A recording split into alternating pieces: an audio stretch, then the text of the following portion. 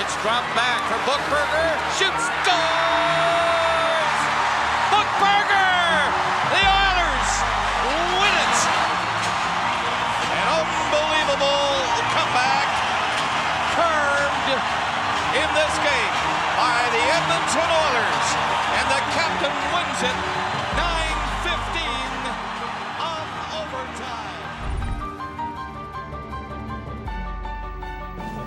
So unless there's we find a way to share what's going on, unfortunately, hockey is a dead issue here in Canada. Sather feels things are getting worse. This year, he and the Oilers may lose their star goalie. We got a problem with Curtis Joseph. At the end of the season, he's going to be a free agent. You know, I've been trying to get him signed now for over a year. I've got to make a judgment on whether I keep Curtis throughout this whole year, this current year, or trade him. Well, if the American team wants Curtis bad enough, pay him whatever they want. And a diving stop by Joseph keeps this game going. They don't come any closer than that. Back in Edmonton, the airwaves are full of ideas about how to save the Oilers. Assessment package together for the people of Edmonton so they could become we have 15 people holding one or more units at this moment. For the ordinary Joe in Edmonton, like Green Bay did with Packers. Do something like that. The National Football League's Green Bay Packers have made their fans feel the team belongs to them by selling them shares. But Cal Nichols would prefer to limit ownership of the Oilers. Yeah, well, they did this in Florida with the Panthers, and also it's been done just most recently in Green Bay with their football team. The thing is, I would prefer not to do it to the third year because of the limited partnership. Nichols feels limiting ownership will ultimately increase the value of the team. That is, if there still is a team here in 2 days. You can write a check for about $10 million, and that'll do it. That's all we need. I'll come over and pick it up. I mean, our chances of finding, 100 people with $100,000 to get the $10 million that we need in the next 2 days, don't like the chances of that. I mean, we don't want people going out and breaking the piggy bank and borrowing money to do this because we can't guarantee them a return.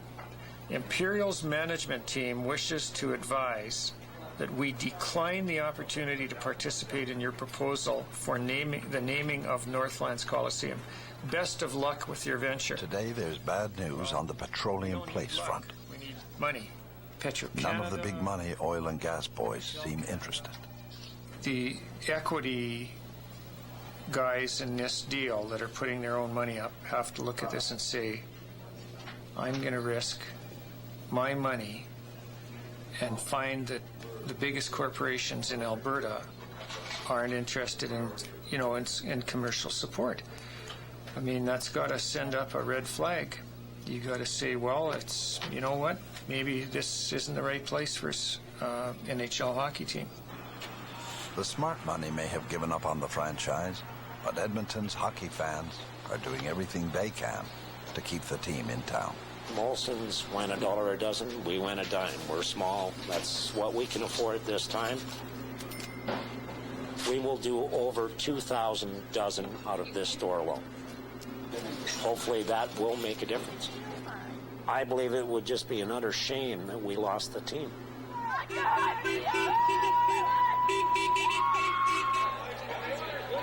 We've been donating $1 from every 10 wings sold, our chicken wing sales, and so far we have about $2,000 from that.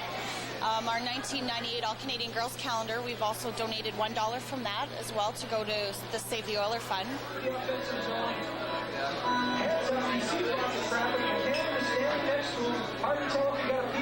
If you're in the States and you've got a team in trouble, you've got, for numbers, you got 100 people that can step in.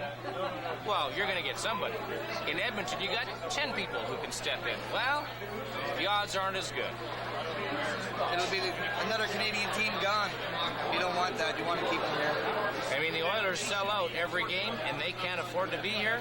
It's sad. It's very sad. If Canadian junior hockey ever does manage to turn itself around, it'd be nice if there were some Canadian teams left to play for. Right now, it doesn't look as though Edmonton will be one of them. Bob, it would be one of the most important contributions made. I mean, that would be the thing that could take this thing over the top. Well, on a standalone basis, $1 US a year. That's better than nothing. So this is down to perhaps they stay, they go time. And I'm sitting at table number such and such, and if there's anybody there that could pitch in denominations of $1 million or more, come and see me quick. We're short somewhere around $10 million of equity, and I don't know where we're going to find it in 48 hours or less. But for the local Oiler investment team, the countdown has now begun in earnest. Jesus, if we could just get 48 hours left, and they still haven't raised the money. With another half a dozen guys from around town, we'll get her made. And local investors must know that in today's NHL, you can put a good team on the ice, fill every seat in the house, build a new arena, and still lose money. If this issue was a Toronto issue, if the Toronto Maple Leafs were leaving Toronto on the same, under the same kinds of conditions and economic kind of duress, I'll tell you, they'd be lining up on Bay Street at King to say, well, what do we do to help? What can we do to help? And we got to fight and scratch and say, geez, we're out here 2,000 miles away, but we also have 5 Stanley Cup banners up there and a history and a legacy, and we need your help. And so far, it ain't working. So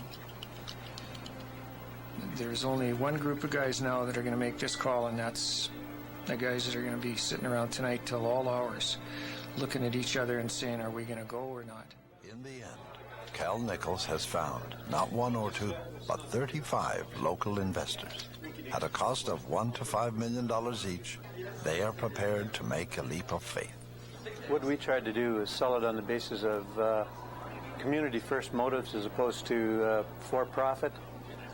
And I like to refer to the group that we have brought together as really the blue-collar millionaires of this market, because many of them, they just are people who worked hard, got in the trenches, rolled up their sleeves, and have been very, very successful in manufacturing and distribution and in some of the oil field supply companies. So there's not anybody in this group that are junk bond dealers or a lot of major corporations. These are really grassroots millionaires that are participating in this project.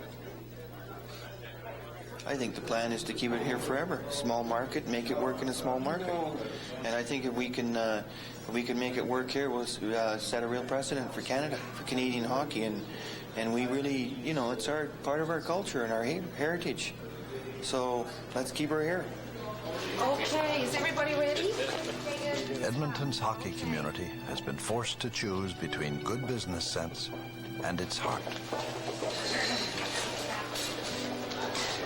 Unable to see the team go the way of Winnipeg and Quebec, the community has come down on the side of its heart. We're just waiting now. Good afternoon, everyone, and I would like first to thank you all for coming and being with us. This is going to be a great day for Edmonton. As of this afternoon, the Edmonton Investors Group delivered an offer and the required deposit to purchase the Edmonton Oilers. I want you to know that our group of investors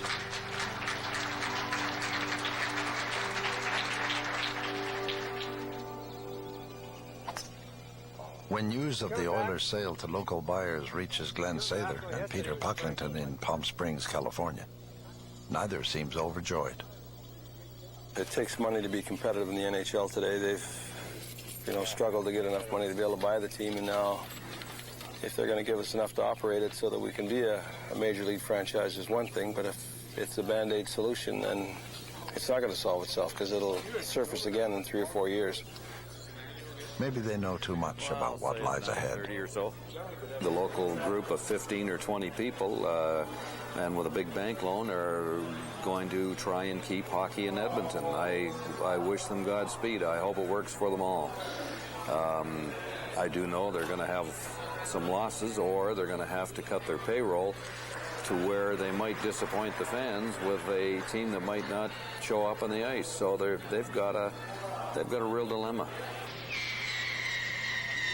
Skyrocketing players' salaries, heavy taxes, a declining Canadian dollar. The problems facing the new owners are massive and ongoing. But for now, it's mission accomplished in Edmonton. The Oilers didn't win the Cup this year, but they did manage to survive. Looks for Smith to the slot. Ryan Smith to the net, scores!